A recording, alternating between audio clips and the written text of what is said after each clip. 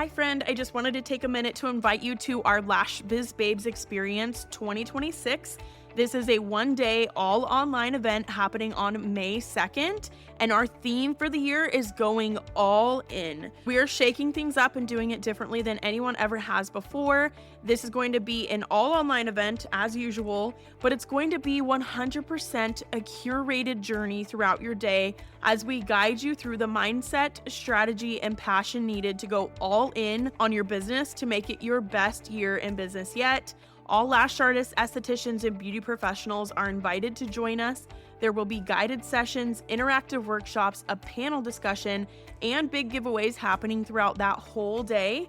And tickets are on sale now for only $199. Payment plans are available. Let's go all in on our businesses for 2026 together. All the details and the link for tickets are down in the show notes below. I would love to have you join us online in May.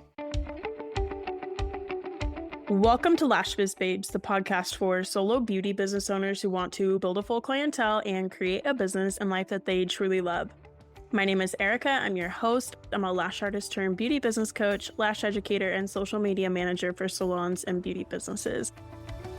I'm so happy that you're here. Let's go ahead and jump into today's episode.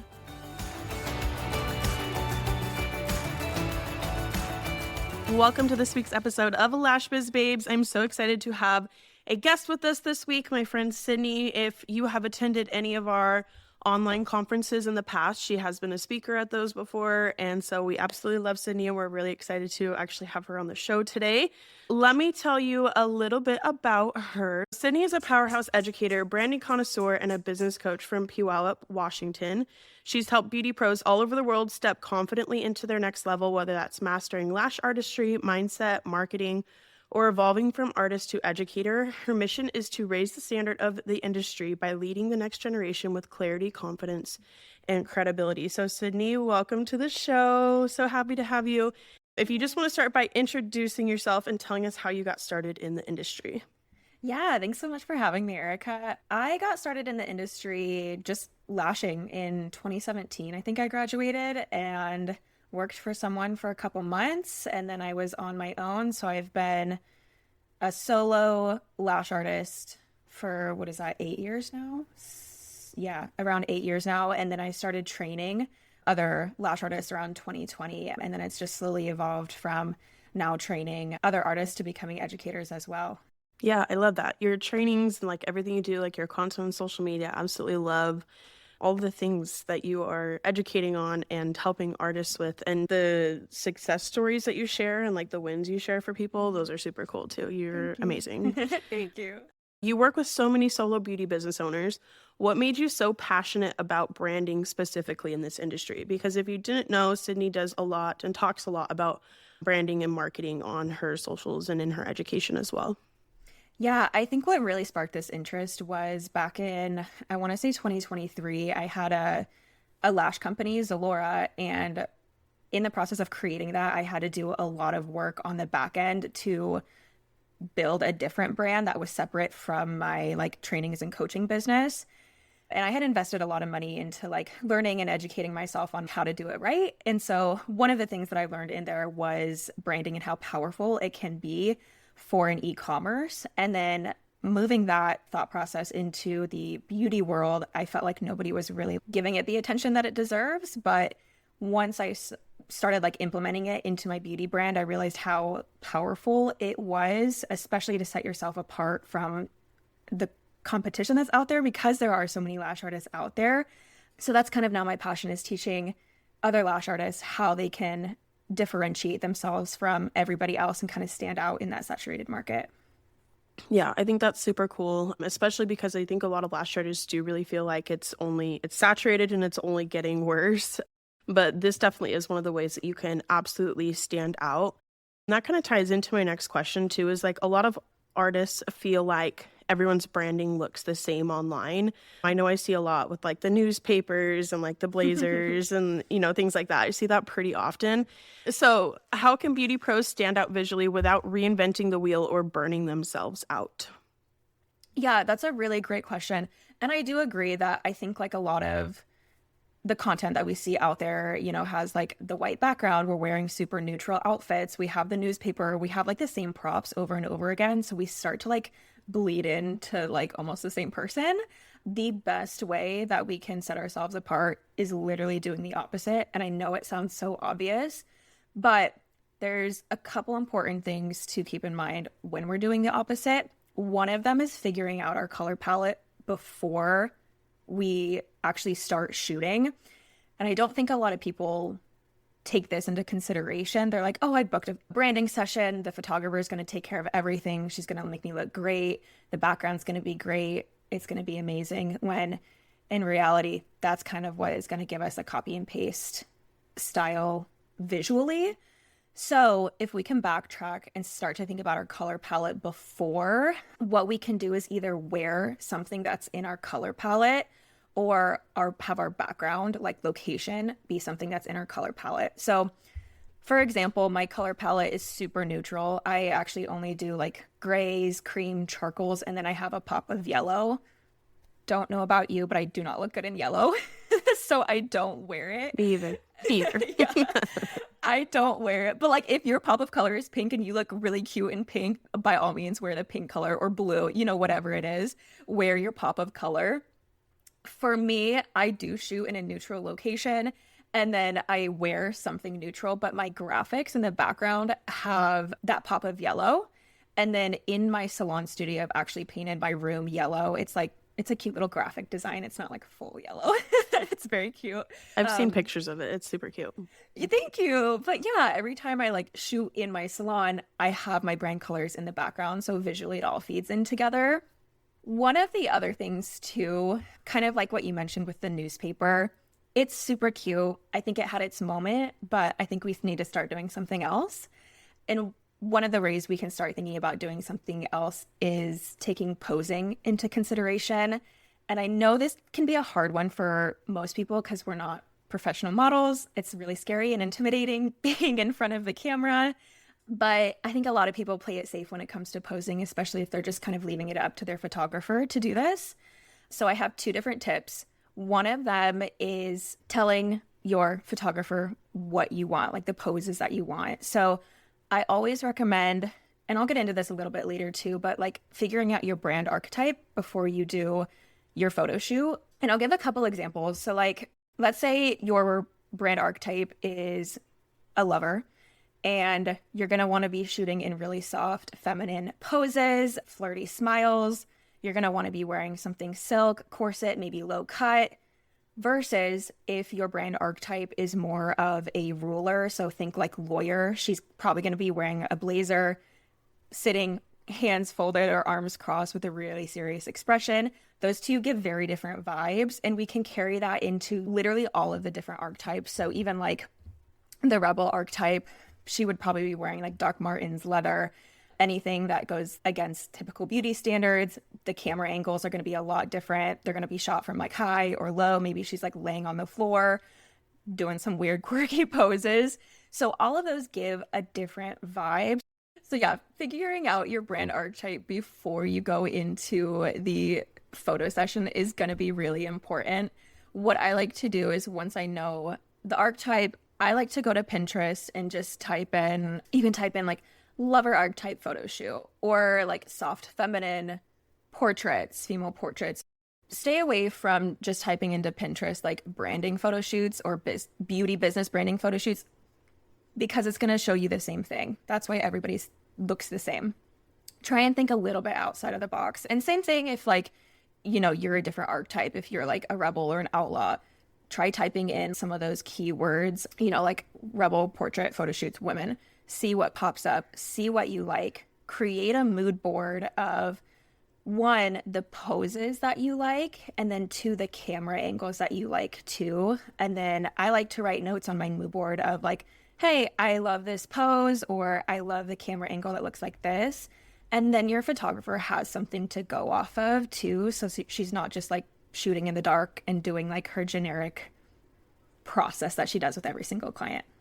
Yeah, I think those are some really great tips and ways to stand out and also like just work with your photographer well. I feel like when you do a brand photo shoot, the more you can communicate and collaborate with your photographer, like the better the photos and the outcome is of the shoot. So I think those are really great, and figuring that all out ahead of time. So it's like a little bit of legwork ahead of time, but I think it was well worth it in the end. Like it totally pays off. You teach visual brand kits. So what are the non-negotiable components that every lash artist or beauty business owner should have to stay consistent and recognizable in 2026? Yeah, that's a great question. I think when we're thinking of visual brand kits, oftentimes we're thinking in terms of social media and then website, if we do have a website. In order to look cohesive on both of these, we need to have consistent fonts. So I typically recommend having one header font and then one body font for long periods of text. The most important thing for these is that they need to be easily readable, especially while we're scrolling on something small that's our phone. We don't want scrollers to scroll past because they can't read it instantly. So something that's super easy to read font wise. And then the other component too is that we need to have a cohesive color palette. Typically, color palette wise, I tell my clients to do at least one light neutral. It can be white, it can be cream, anything that's a light color, and then one dark neutral, which can be black. It could be charcoal gray, it could be like a dark olive, maybe a really dark red color. And then from there, you'll have like your highlights and lowlights of each color, and then maybe like a pop of color, like mine is yellow. A lot of beauty professionals have pink as their color as well. So you can have up to 5 or 6. I wouldn't have any more, but I also wouldn't have any less than 3 colors. You definitely need an actual color, a light neutral, and a dark neutral. The third element of visual branding is kind of like what we were talking about, the photography aspect of it. The photography aspect of it is shooting your user-generated content. So the photos that you take on your iPhone, having all of those have the same edit and like vibe to them. And then also the professional branded photos having the same edits, having the same vibe to them, shoot with the same photographer. All of those will make a really cohesive vibe to your visual brand kit. Yeah, I love that. And what I think I'm hearing a lot of is cohesive. We're keeping it cohesive in our photos, in our fonts, in our colors. And not only like keeping that cohesive on social media, but then also your website. You can even pull, like you said, in your studio, you've pulled your branding colors into how you've decorated it. And I think that's really important too, because that will help you stand out. Because even with that, like your consent forms or any type of paperwork or things like that, signage in your space can also be cohesive with this. And I feel like that really helps pull things together and help you elevate and stand out. Absolutely. There's a lot of lash artists that I've talked to, and I've even had this experience before where like I've been able to get clients without necessarily having cohesive branding. And I know that's been the experience for a lot of people. So my question to you is, when people say that, do I really need cohesive branding? What's your take on why branding does matter long term? Yeah, long term, definitely branding matters. And I will agree with you. I think like when you're starting out and you're like a baby entrepreneur, you absolutely do not have to invest in a $2,000 branding shoot. You do not have to invest in all of these big things. I think the main thing as a baby entrepreneur to focus on is your delivery and your visibility. So, delivery is, can you deliver the results that you promised? Is your skill set good? If you're offering mega volumes, are your mega volume sets good? Do they have good retention? So just making sure that your skill set is on par. And then visibility, making sure that you're actually attracting your ideal client. So are you posting on social media? Are you telling people that you actually have a business and do lash extensions? I think this is one where even like, not even baby entrepreneurs, but even like entrepreneurs now, they get kind of like cringy or shy to post their offers online, but we still need to be attracting our ideal client. And that requires us to do the work, the back end work about the visibility on social media. This could be Google. I know you just did like an episode about Google, right?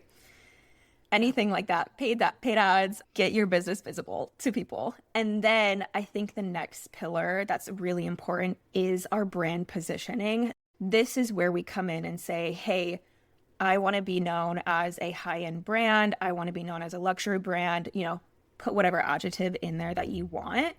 But I think without this positioning like pillar or like key element in our business, we're going to be capped in our growth. So eventually when you do want to like raise your prices or, you know, start getting more premium clients or better clients who don't maybe cancel on you all the time or who tip you a lot, this is where we want to show them like, hey, I am a luxury brand. I am for luxury clients. And that's when our branding becomes important. I was reading a book, I think it's called Influence. I'm not sure who it's by. You'll have to double check. But in the book, he basically talks about how humans have like a click run trigger where when we see something that looks expensive, we perceive it as expensive. So when we have invested money and time into our branding and it looks expensive, potential clients or customers are going to then associate our brand with higher quality and more expensive services. So that is why branding is super important, especially as we become more of an advanced entrepreneur or lash artist. Yeah, absolutely. I think that kind of ties into like what I hear a lot of people say is that they're like, oh, I'm a sucker for the packaging. And like the way that something is packaged or the way that it looks influences like, oh, I'm going to buy this one instead too. So yeah, the visuals definitely play a big part as you continue to grow your brand. And then if you get to the point where like you do want to educate or maybe start a product line, and obviously that's not for everybody. Not everyone needs to get into those ventures or become a salon owner. But if you do get to that point, I feel like the branding aspect really plays a huge part in those ventures as well. Yeah, absolutely. So what are the biggest branding mistakes that you see lash artists and beauty business owners making that are secretly making their lives harder instead of easier? Yeah, I think the biggest branding mistake visually that I see businesses making is number one, just using a bunch of different Canva templates to post graphics or to announce like a new service that they have. And while I think that's a step in the right direction, I think it definitely leaves room for refinement because a lot of the Canva templates don't use the same font. So they, you know, their Instagram feed or their website has so many different fonts on it. It doesn't look cohesive. Same with the color palettes. It's not looking cohesive because you're just using a Canva template that's super generic. Another one I think is playing it too safe or trying to copy like another influencer's visual aesthetic. You know, looking at like your favorite influencer and saying, oh my gosh, I love her aesthetic. I love the color palettes that she has. I want to recreate a shoot that's exactly like that. So then you just become like a copy paste version of like your favorite lash influencer. And it ends up hiding you instead of standing out. And I think the biggest thing about branding is, yes, we want to make it look beautiful because we're women, right? And we love aesthetic. But the biggest thing about branding is being able to stand out in a saturated market.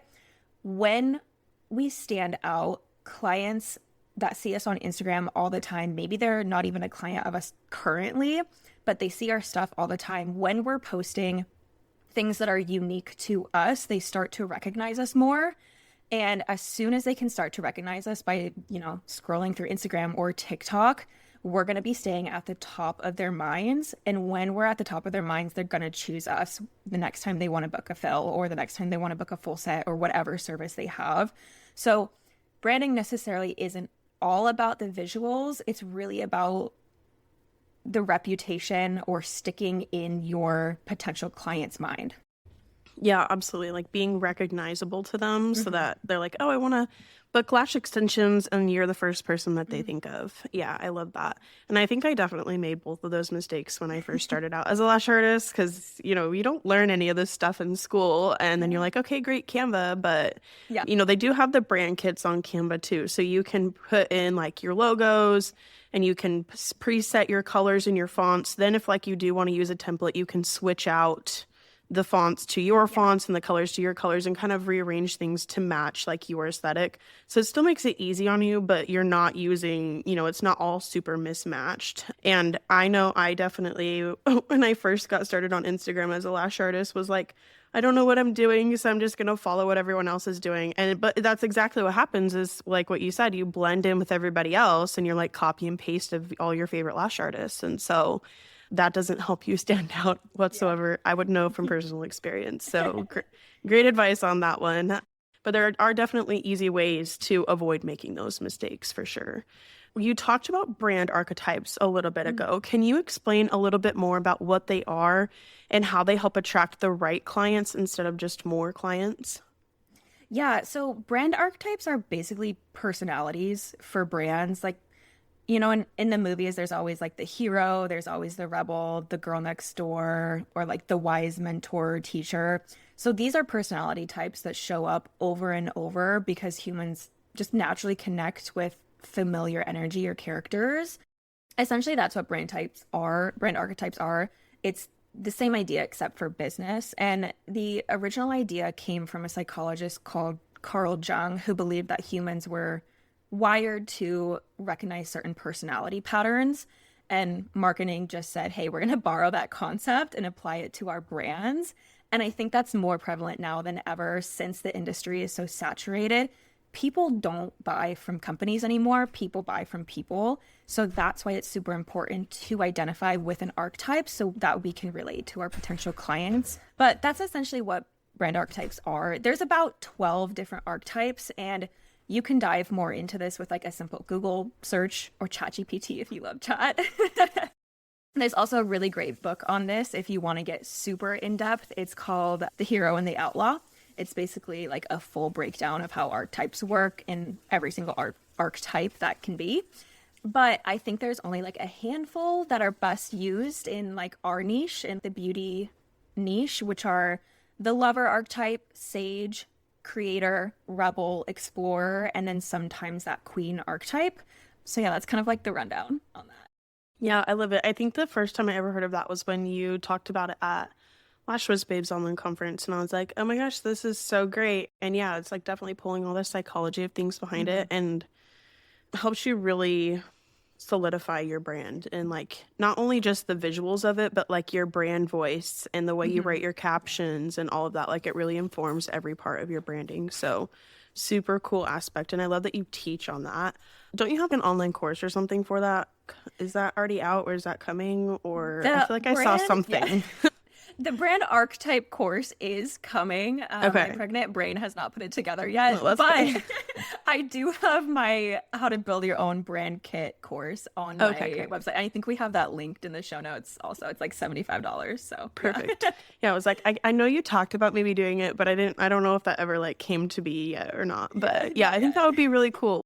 I don't hear anyone else in the industry talking about this. And especially for those who really want to solidify themselves as like a premium, like long-term serious lash artist, I think that would definitely help you stand out in your area, whether you live in like a small town or like a big city too. That's definitely going to help you stand out. The most common question you get is, can I be more than one brand archetype? So how do you think lash artists and beauty professionals should think about this when building both their online presence and in-person experience? as humans, we're so multifaceted and we will probably relate to multiple archetypes. Like when we're with our partner, we might pull out more of that lover. When we're by ourselves, we might pull out more of that creator archetype and be more artistically expressive. It's not to say that we don't want to be multifaceted in our business, but essentially we only want one archetype for our brand to make it super clear to our audience on how they can relate to this. So let's say, for example, we relate to the creator archetype, which is very imaginative, expressive, and visionary, but we also relate to that queen archetype, which is very like ruler, dominant, and controlling, but safe yet for our clients or audience. And so in the beauty world, that creator archetype is going to love, custom, unique, artistic sets.